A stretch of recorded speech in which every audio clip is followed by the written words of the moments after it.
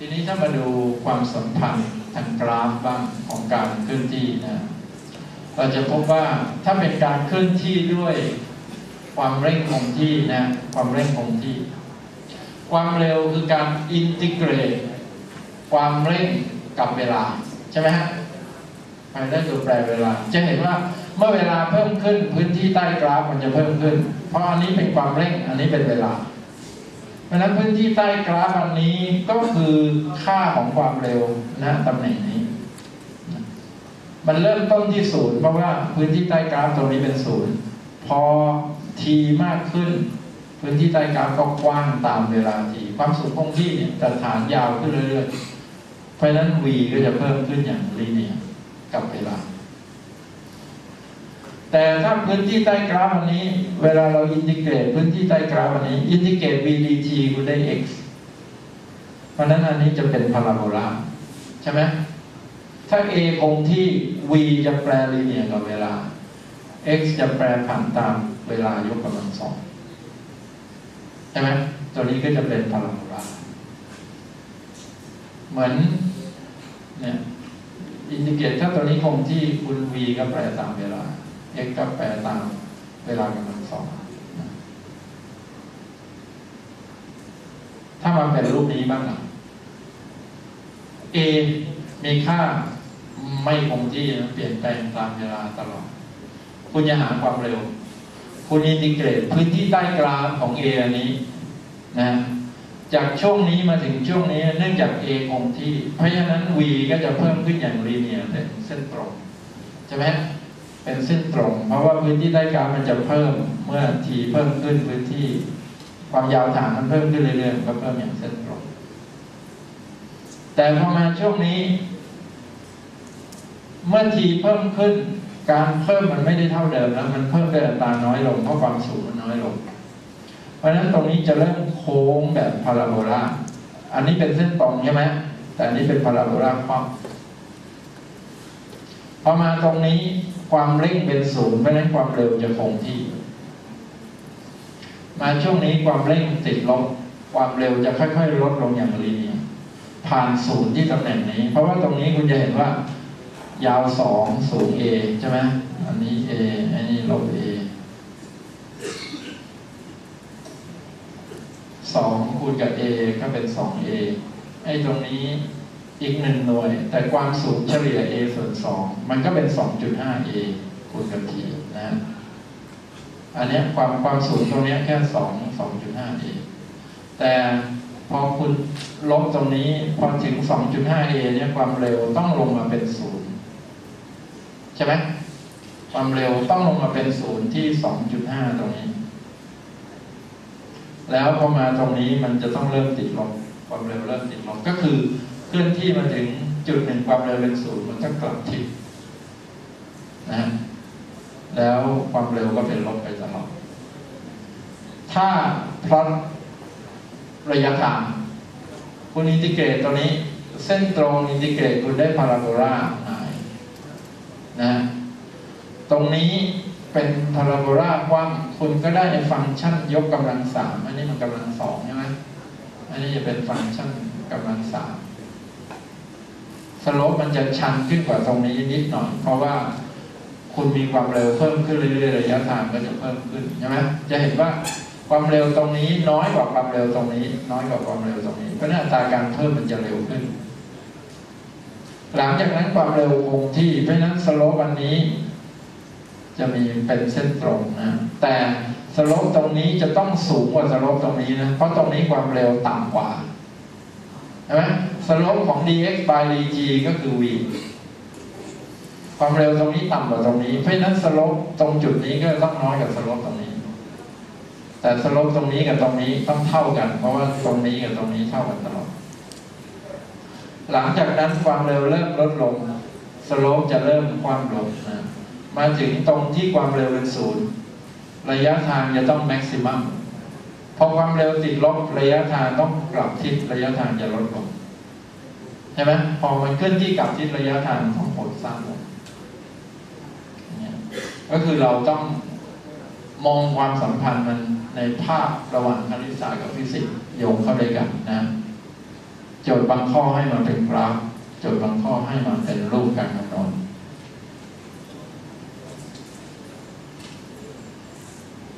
ทีนี้ต่อมาถ้าเราขึ้นด้านภาพ2 มิตินะฮะการเคลื่อนที่แบบ2 มิติบางเอิญวันนี้คลิกเกอร์ใช้ไม่ได้นะฮะเดี๋ยวก็จะใช้ได้ป่ะฮะถ้าใช้ไม่ได้เรามาดูการเคลื่อนที่นะว่าได้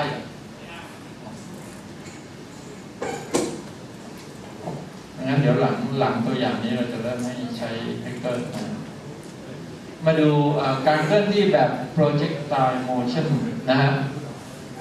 ตัวprojectile เนี่ยนะตัวนี้นะฮะคือปกติถ้าเป็นการยิงกระสุนเข้าไปชนเป้าไอ้ตัวลูกกระสุนเนี่ยเราก็เรียก projectile นะถ้าเป็นอนุภาคที่กำลังเคลื่อนที่ภายใต้ free fall หรือภายใต้อิทธิพลของแรงโน้มถ่วงนั้นเราก็เรียกมันว่า projectile เหมือนกัน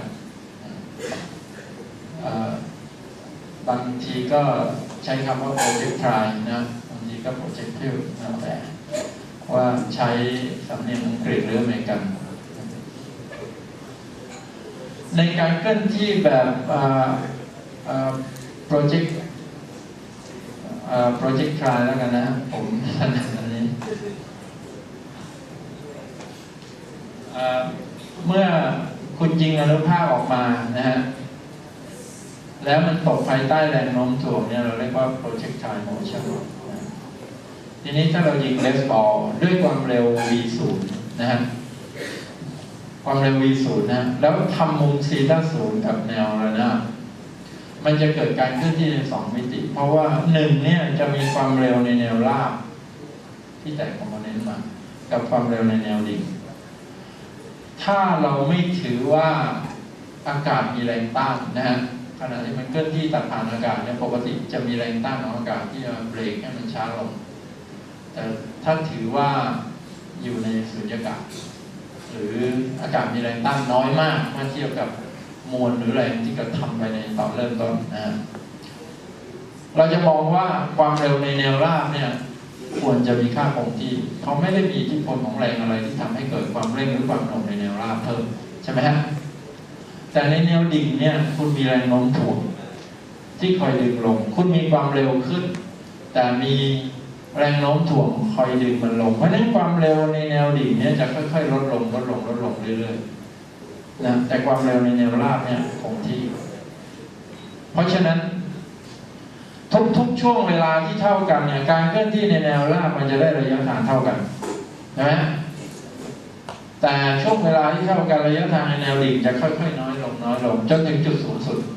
หลังจากนั้นมันจะค่อยๆมีระยะทางเพิ่มขึ้นในช่วงเวลาที่เท่ากันนะเพราะมีความเร่งหรือความหน่วงในแนวแกน y แต่ในแนวแกน x เนี่ยไม่มีอันหนึ่งแปรผันโดยตรงการเคลื่อนที่ในแนวแกน x แปรผันโดยตรงกับเวลาแต่การเคลื่อนที่ในแนวแกน y แปรผันโดยตรงกับเวลายกกำลัง 2เพราะมีความเร่งจากแรงโน้มถ่วงเข้ามาเกี่ยวข้องเพราะฉะนั้นเมื่อพลอตค่าแกน y กับแกน x ตัวหนึ่งแปรตาม t กำลัง 2อีกตัวหนึ่งแปรตาม t คุณก็จะได้รูปพาราโบลาใช่ไหมฮะถ้าแรง g เป็นแรงที่กระทำลงคุณก็ได้พาราโบลาคว่ำแต่ถ้าแรงกระทำนั้นกระทำแรง g กระทำในแนวดิ่งพุ่งขึ้นตลอดเวลาคุณจะได้พาราโบลาหายใช่ไหมฮะ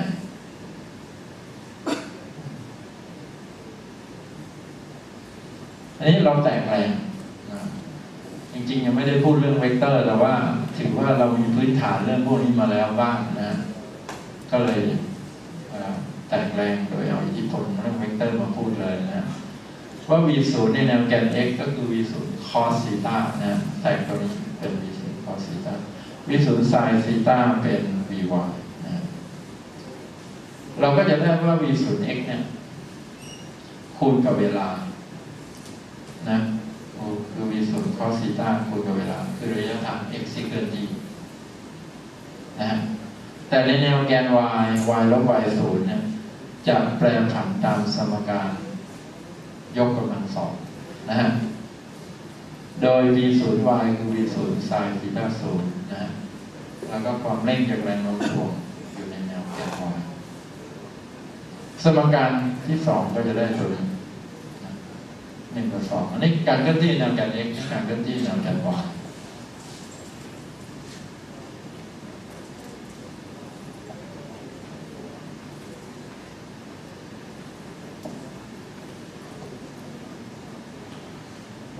จากสมการอันนี้ถ้าเราเอาสมการที่3คือความสัมพันธ์ระหว่างความเร็วปลายยกกำลังสองเท่ากับความเร็วต้นยกกำลังสองบวก 2a คูณกับระยะทางในแนวราบแต่เนื่องจาก a เท่ากับลบ g ใช่ไหมมันก็เลยเป็นลบ 2g y ลบ y 0นะฮะอันนี้เป็นสมการการเคลื่อนที่สมการที่3ใช่ไหมที่เราพูดถึงจากนั้นคือแทนค่าลงไปว่าไอ้ v0y เนี่ย ก็คือ v0 คูณกับ sin θ ยกกำลังสองใส่เข้าไปนะแทนค่าลงไปอันนี้มาดู equation of path ภาพผมข้ามไปก่อนนะเดี๋ยวจะมาพูดฝั่งท้าย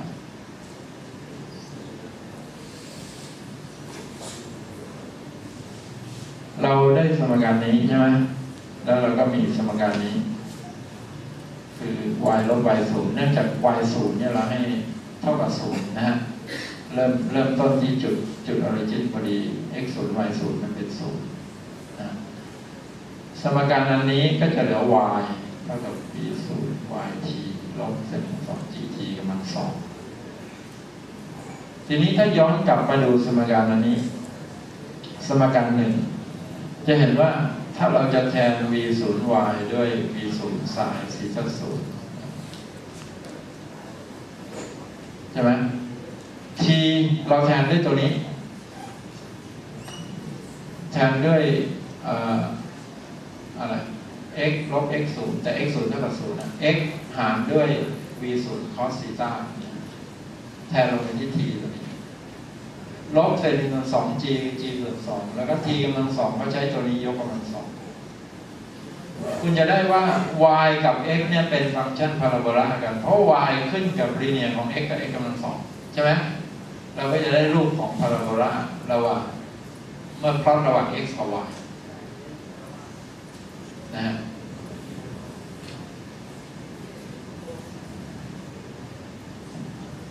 ทีนี้ y เมื่อขึ้นไปแล้วโค้งแบบพาราโบลาแล้วตกกลับมาอยู่ที่ตำแหน่ง y เท่ากับ0อยู่ที่ระดับความสูงเดิมแต่ระยะ x เลื่อนตำแหน่งไปแล้วนะฮะเราก็จะได้ว่าถ้า y กลับมาเป็น0เหมือนเดิมนะฮะตัวนี้นะกลับมาเป็น0เหมือนเดิมแต่ไอ้เทอมนี้คงอยู่หรือว่าเทอมนี้คงอยู่เนี่ยตัวนี้จะกันสมการนี้นะฮะโดย v 0 sin θ 0 t ลบ gt กำลัง2 ส่วน 2ถ้ามันลงมาที่0แล้วก็ย้ายตัวนี้มาไว้ฝั่งนี้ t กำลัง2ตัดกับ t ก็เหลือ t นะแล้วย้าย2ขึ้นมาคูณย้าย g ลงมานะเราก็จะได้ความสัมพันธ์ว่าเวลาที่ใช้ในการเคลื่อนที่นะเวลาที่ใช้ในการเคลื่อนที่จากตำแหน่งนี้มาถึงตำแหน่งนี้ที่ y เคลื่อนที่ขึ้นไปแล้วก็ตกลงมาสู่ที่ y เท่ากับ0อีกครั้งเนี่ยนะมันใช้เวลา t ช่วงนี้เท่าไหร่ก็คือ t ที่ใช้ก็คือ2 v0 sin θ หารด้วย g นะฮะแต่ความเร็วในแนวราบเนี่ยคือ v0 cos θ ถ้าคูณกับเวลา t ที่ใช้ในการเคลื่อนที่ในแนวราบคือตัวนี้คุณจะได้ r คือระยะทางที่เคลื่อนที่ในแนวราบตรงนี้ไกลสุดเนี่ยได้เป็นตัวนี้นะเอาตัวนี้คูณตัวนี้ได้ไหม2 sin θ cos θ คือ sin 2 θ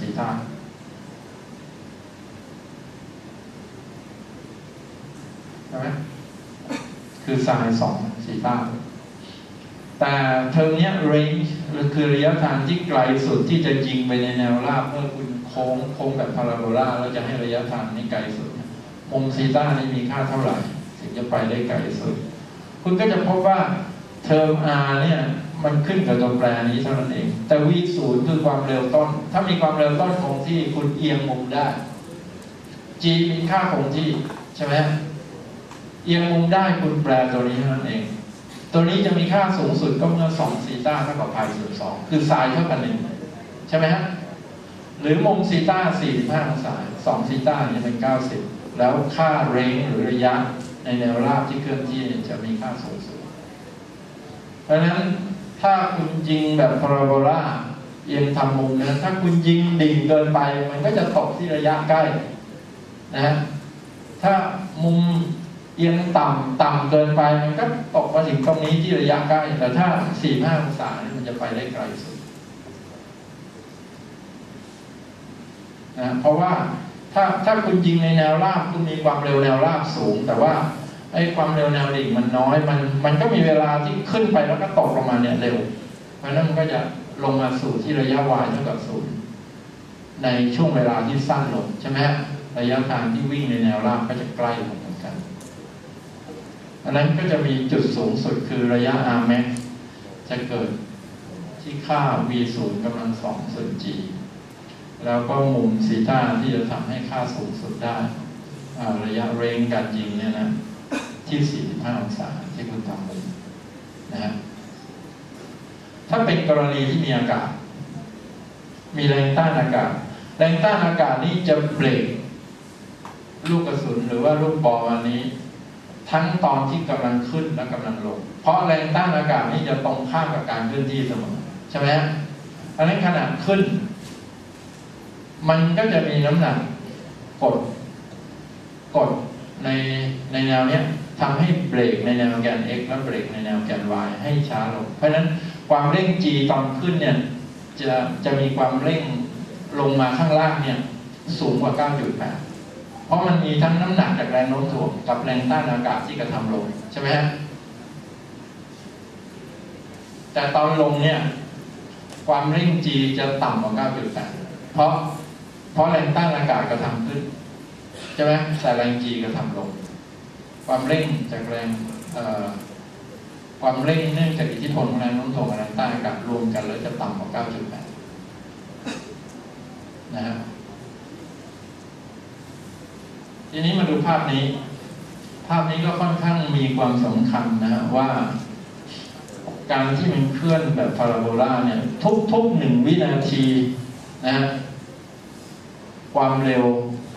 จะต้องมีค่าลงข้างล่างด้วยค่าหนึ่งทุก1 วินาทีเนี่ยความเร็วจะเปลี่ยนแปลง 9.8 เมตรต่อวินาทีใช่ไหมฮะทีนี้การยิงไปในแนวนี้ความเร็วแนวราบเนี่ยเท่ากันเพราะฉะนั้นเดลต้าทีเท่ากันจะให้ระยะทางในแนวแกน x เท่ากันแต่ถ้าคุณยิงในแนวนี้ถ้าไม่มีแรงโน้มถ่วงเลยมันจะวิ่งขึ้นมาถึงจุดนี้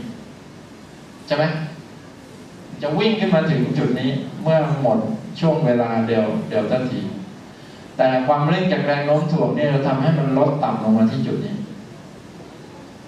ช่วงเวลาถัดมายิงความเร็วจะอยู่ในแนวเส้นสัมผัสกับกราฟที่จุดนี้ถ้าหมดเวลาในช่วงเวลาที่1โดยไม่มีแรงโน้มถ่วงมันควรจะอยู่จุดนี้แต่ความเร่งจากแรงโน้มถ่วงทำให้ระดับมันลดต่ำลงมาด้วยจะเห็นว่าระยะตรงนี้มันลดต่ำมาด้วยระยะทางที่เท่ากันเสมอถ้าช่วงเวลาเท่ากันนะเพราะแรงโน้มถ่วงดึงมันลงมาในแต่ละช่วงตรงนี้มันอยู่ที่จุดสูงสุดความเร็วอยู่ในแนวราบมันควรจะเมื่อหมดช่วงเวลามันควรจะอยู่ตรงนี้แต่แรงโน้มถ่วงทำให้มันตกมาที่นี่ทำให้มันเป็นรูปโค้งพาราโบลาอย่างที่เราเห็นนะฮะ